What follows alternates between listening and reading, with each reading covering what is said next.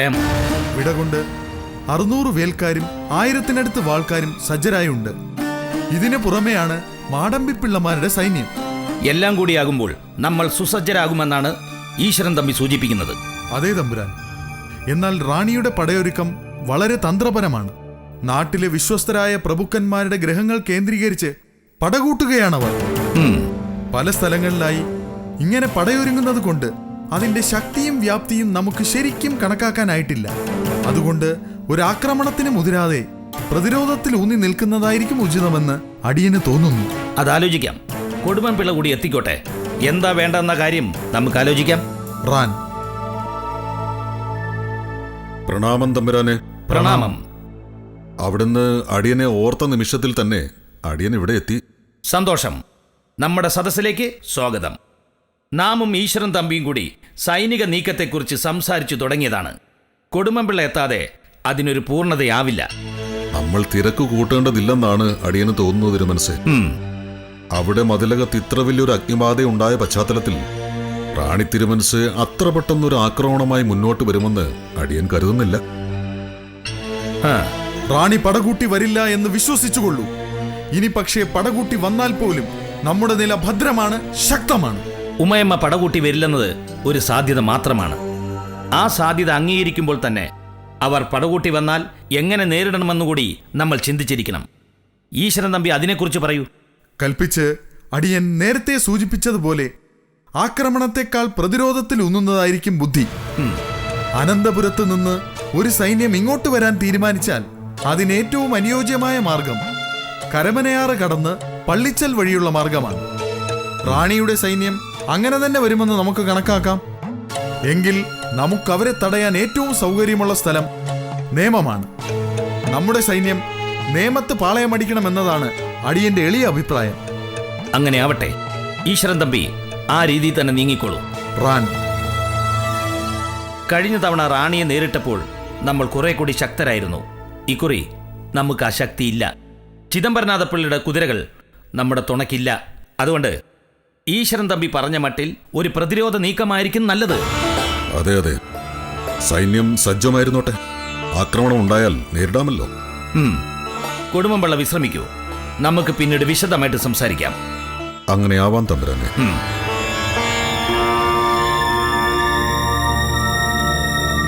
എല്ലാം ശുഭമായി കലാശിക്കും. നമുക്ക് വിശ്വാസമുണ്ടുണ്ണി.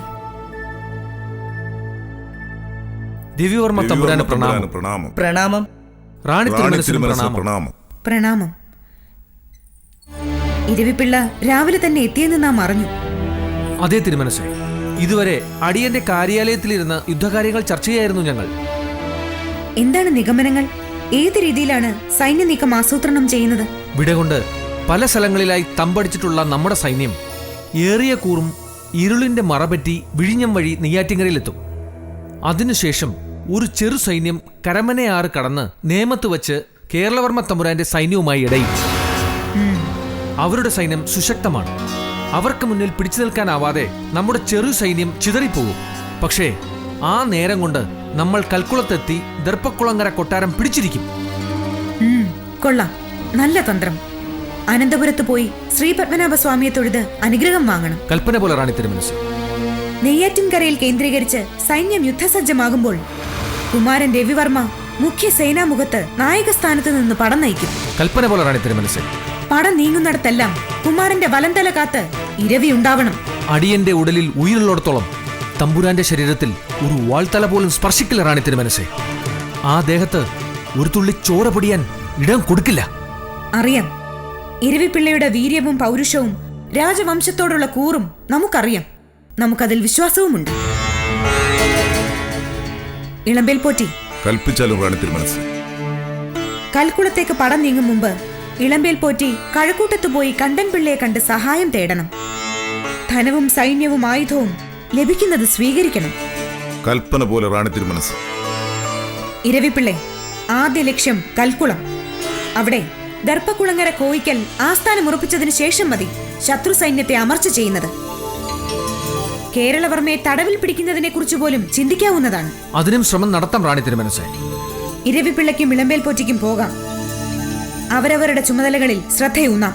റാൻ, കാര്യങ്ങൾ നമ്മെ ധരിപ്പിക്കാൻ നേരിട്ട് മുഖം കാണിക്കണമെന്നില്ല. വിശ്വസ്തരായ ചാരന്മാരെ അയക്കാം. കുറിയോലകൾ വേണ്ട, വാക്കാൽ അറിയിക്കട്ടെ കാര്യങ്ങൾ.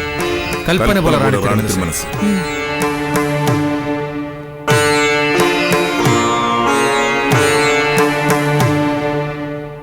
ഉണ്ണി, രാജാവിന് യുദ്ധം അലങ്കാരമാണ്. അവന്റെ ഖ്യാതി ഉയർത്താനുള്ള അവസരമാണ്.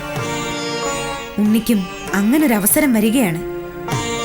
ആദിത്യവർമ്മ സർവാംഗനാഥനെ പോലെ, ഭൂതലവീര ഉദയ മാർത്താണ്ഡവർമ്മയെ പോലെ മങ്ങാത്ത കീർത്തിക്ക് വേണ്ടി ഉണ്ണി പട നയിച്ചിറങ്ങണം. പട ജയിച്ചു വാഴണം. റാണിയമ്മയുടെ പ്രാർത്ഥന ഉണ്ടാകണം, ഭഗവാന്റെ അനുഗ്രഹവും.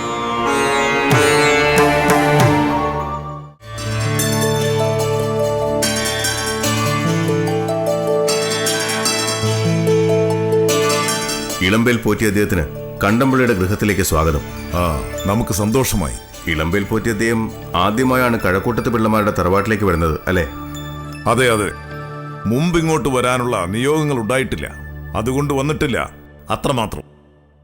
അപ്പോൾ ഇപ്പോഴും ഏതോ നിയോഗമുണ്ടെന്ന് സാരം, അല്ലേ? ആരുടെ നിയോഗവുമായാണ് മന്ത്രിമുഖ്യന്റെ വരവ്? വേണാടിന്റെ മന്ത്രിമുഖ്യനെ ഏതെങ്കിലും കാര്യത്തിന് നിയോഗിച്ചയക്കാൻ ഇന്ന് വേണാട്ടിൽ ഒരാളേ ഉള്ളൂ. അതാരാണെന്ന് നാം പേരെടുത്ത് പറയേണ്ടതുണ്ടോ കണ്ടംപിള്ളാദ്യം? ആണുങ്ങൾ 1000 ഉണ്ടായിട്ട് എന്ത് മെച്ചം? റാണി തിരുമനസിനെ പോലെ ആണത്തമുള്ളവരുണ്ടാവണം. കൽപ്പന അവിടത്തേതാണെന്ന് മനസ്സിലായി. കാര്യം എന്താണെന്ന് വെളിപ്പെടുത്തിയാലും. റാണി തിരുമനസ് ഒരു അന്തിമ സമരത്തിന്റെ പാതയിലാണ്. കേരളവർമ്മ തമ്പുരാനെ തോൽപ്പിച്ച് കൽക്കുളം തിരിച്ചു പിടിക്കണം. അതിന് ബന്ധുക്കളായിട്ടുള്ളവരുടെ എല്ലാം സഹായം തേടുകയാണ്. അതിലൊന്നാമതായി കണ്ടംപിള്ള അദ്ദേഹത്തെ കണ്ട് സംസാരിക്കാൻ റാണി കൽപ്പിച്ചയച്ചു. ഈ കണ്ടംപള്ളിയിൽ നിന്നും എന്ത് സഹായമാണോ റാണി തിരുമനസ് ആഗ്രഹിക്കുന്നത്? ഇപ്പോഴത്തെ ചുറ്റുപാടുകൾ കണ്ടംപിള്ളയ്ക്കും അറിവുള്ളതല്ലേ. എന്ത് സഹായവും റാണി തിരുമനസിന് പഥ്യമാകും. സൈന്യം, ധനം, ധാന്യം, ആയുധം, എന്തും. 8 വീടുകളിൽ ചിലർ കേരളവർമ്മ തമ്പുരാന് പിന്തുണ അറിയിച്ച് നീങ്ങുന്നുണ്ട്. അവർ തമ്പുരാന് സൈനിക സഹായവും നൽകുന്നുണ്ട്. ആത്മാർത്ഥമായിട്ട് പറയുകയാണെങ്കിൽ എനിക്ക് റാണിപക്ഷത്തോടാണ് പ്രതിപത്തി. ന്യായവും റാണി തിരുമനസിന്റെ പക്ഷത്ത് തന്നെയാണെന്ന് ഞാൻ ഉറച്ചു വിശ്വസിക്കുന്നു. സഹായിക്കാൻ മനസ്സുണ്ട്. പക്ഷേ ഇന്നാട്ടിലെ മാടമ്പി പിള്ളമാർ മുഖാമുഖം നിന്ന് പോരാടുന്ന ഒരു സാഹചര്യം ഞാനായിട്ട് സൃഷ്ടിക്കാൻ ആഗ്രഹിക്കുന്നില്ല. അതുകൊണ്ട് ഞാനും എൻ്റെ പൈതങ്ങളും ആയുധമണിഞ്ഞ് യുദ്ധത്തിനിറങ്ങാൻ ഉദ്ദേശിക്കുന്നില്ല. പക്ഷേ മനസ്സുകൊണ്ട് ഞങ്ങൾ റാണി തിരുമനസിനോടൊപ്പം തന്നെയാണ്. ഈ നിശ്ചയം റാണിയോടുള്ള വിയോജിപ്പ് കൊണ്ടല്ലെന്ന് ഇളമ്പേൽ പോറ്റി റാണി തിരുമനസിനെ അറിയിക്കണം. തീർച്ചയായും അറിയിക്കാം. കണ്ടംപിള്ള അദ്ദേഹത്തിന്റെ മനസ്സ് നമുക്ക് വായിക്കാനാവും. സൈന്യമിറങ്ങുന്നില്ല എന്നുള്ളൂ, മറ്റ് സഹായങ്ങളുണ്ടാവും. കഴക്കൂട്ടത്ത് പള്ളിയുടെ ശേഷിക്കനുസരിച്ച് ധനവും ധാന്യവും എത്തിക്കുന്നതായിരിക്കും. അതിന് റാണി തിരുമനസിന് വേണ്ടി മുൻകൂറായി നാം നന്ദി അറിയിക്കുന്നു. കഴക്കൂട്ടത്ത് കണ്ടംപള്ളിയുടെ നേരിതാണ്. ഇളമ്പേൽ പോറ്റി ക്ഷമിക്കണം. റാണി തിരുമനസിനോടും പൊറുക്കാൻ പറയണം. അവിടുത്തെ സാഹചര്യം നാം മനസ്സിലാക്കുന്നു. ആ നല്ല മനസ്സ്.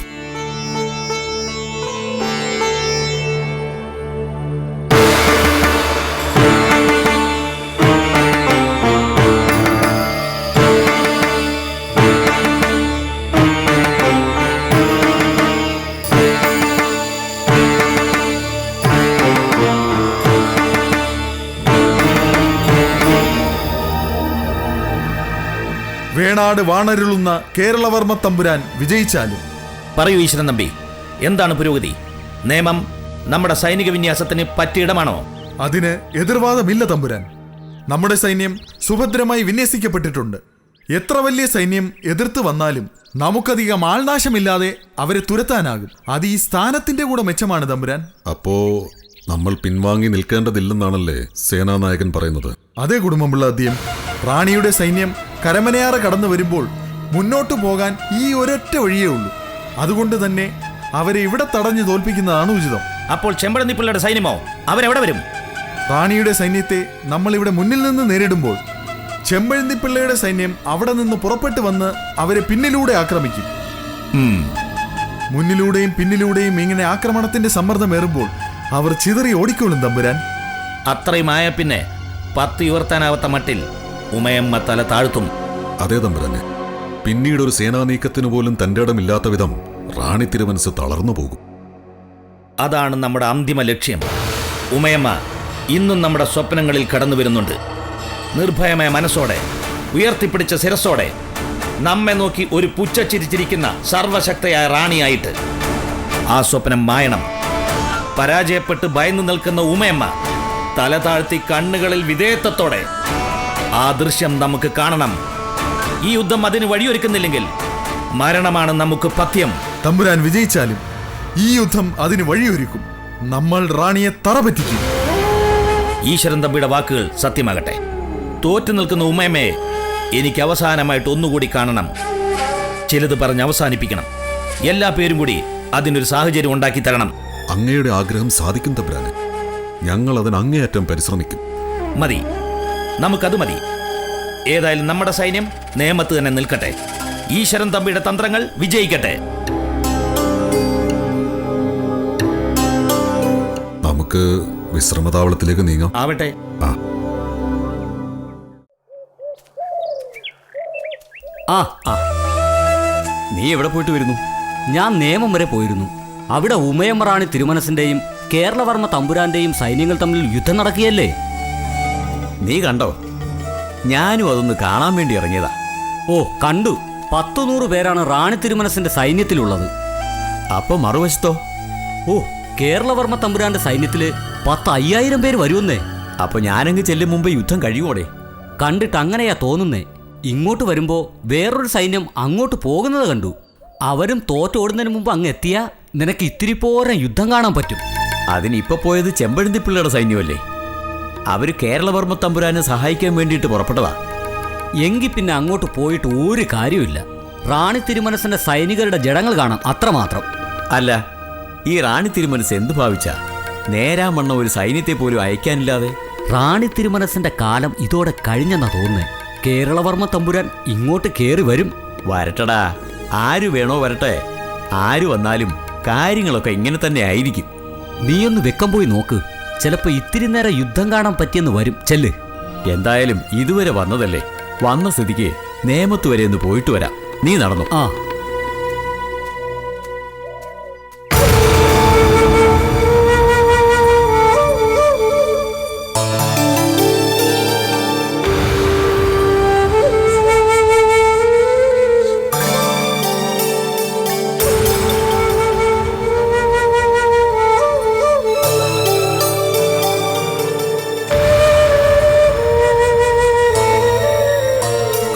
റാണി തിരുമനസിന് പ്രണാമം. പ്രണാമം.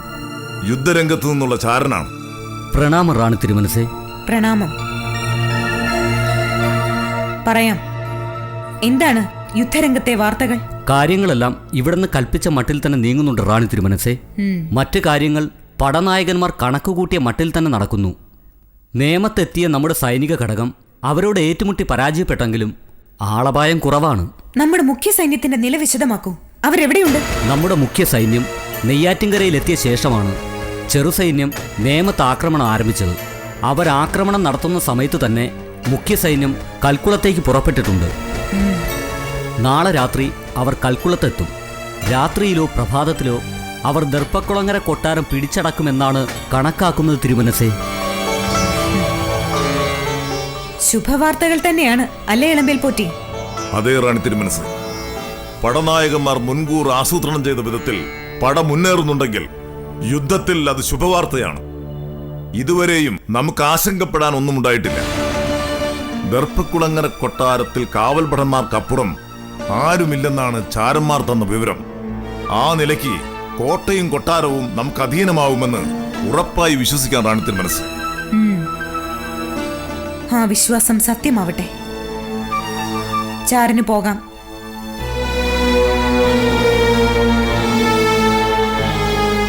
ഇളമ്പേൽ പോറ്റി, നമ്മുടെ കണക്കുകൾ ഒരിക്കൽ പിഴച്ചതാണ്. ഇനി അങ്ങനെ ഉണ്ടാകാൻ പാടില്ല. പഴുതടച്ചു മുന്നേറണം. കേരളവർമ്മയ്ക്ക് ഇനി ഒരു അവസരം കൂടി ലഭിക്കരുത്. അതുണ്ടാവില്ല തിരുമനസ്. ഇക്കുറി നമുക്ക് അനുകൂലമായി 2 കാര്യങ്ങളുണ്ട്. ഒന്ന്, കേരളവർമ്മ തമ്പുരാന്റെ സൈന്യം മുമ്പത്തെ അത്ര ശക്തമല്ല എന്നുള്ളത്. 2, കഴിഞ്ഞ തവണത്തേക്കാൾ നമ്മൾ ശക്തി സംഭരിച്ചിട്ടുണ്ട് എന്നുള്ളത്. കാലയെ കൂട്ടിയുള്ള ശക്തി സംഭരണവും ശരിയായ സൈനിക വിന്യാസവും ഇക്കുറി നമ്മെ തുണയ്ക്കും റാണി തിരുമനസ്. കേരളവർമ്മ തമ്പുരാൻ കീഴടങ്ങിയേ മതിയാവൂ. കാണാം. എല്ലാം ശുഭമാകട്ടെ.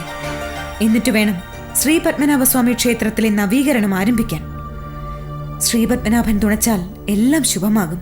നല്ലതേ വരൂ റാണി തിരുമനസ്.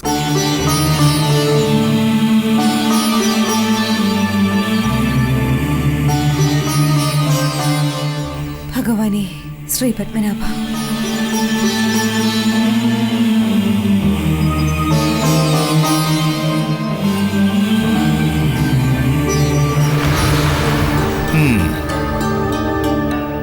പറയൂ, എന്നിട്ട്? വേണാട്ടമ്മയുടെ പെരുത്ത സൈന്യം, പെരുപെരുത്ത സൈന്യം. തമ്പ്രാനെ, ഈ സൈന്യത്തെ തോൽപ്പിക്കാനാണോ നമ്മൾ ഇത്രയൊക്കെ പടകൂട്ടിയത്, ഇത്രയൊക്കെ സന്നാഹങ്ങൾ ഒരുക്കിയത്? ഇതടിയൻ ഒറ്റയ്ക്കങ്ങട് ചെയ്യാവുന്ന കാര്യമല്ലേ ഉള്ളൂ തമ്പ്രാനെ. ഒരു സേനാധിപൻ പോലും ഇല്ലാണ്ടാണോ വേണാട്ട് റാണിമാർ പടയിറക്കണത്? മുട്ടിയ പക്ഷം ആ ഇരവിപ്പിള്ളയെങ്കിലും വേണ്ടതല്ലേ തമ്പുരാനെ? ഉമ്മയമ്മയുടെ സൈന്യത്തെക്കുറിച്ച് ഒരിക്കലും നമുക്ക് ഭയമുണ്ടായിരുന്നില്ല. പക്ഷേ ആശങ്കയുണ്ടായിരുന്നു. ഒരു യുദ്ധമുണ്ടായാൽ എങ്ങനെ കലാശിക്കും എന്ന ആശങ്ക. ഇപ്പോ അത് മാറി. ഇനി ഈ വേണാട്ടിൽ നമുക്ക് നേരെ നിൽക്കാൻ വേറെ ആളില്ല.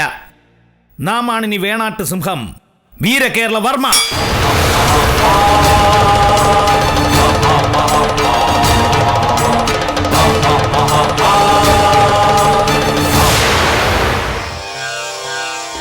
അധികാരത്തിന്റെ പര്യായമായിരുന്നു യുദ്ധം. അതൊരു അനിവാര്യതയായി എല്ലാ ഭരണകൂടവും പറഞ്ഞുറപ്പിച്ചു വെച്ചു. എന്നാൽ എന്നും യുദ്ധങ്ങൾ ഒരധികപ്പറ്റായാണ് ചരിത്ര വിശകലനത്തിൽ തെളിയുന്നത്. സമസ്ത ലോകർക്കും സുഖം, അതാണ് ശ്രേഷ്ഠമായ മന്ത്രം.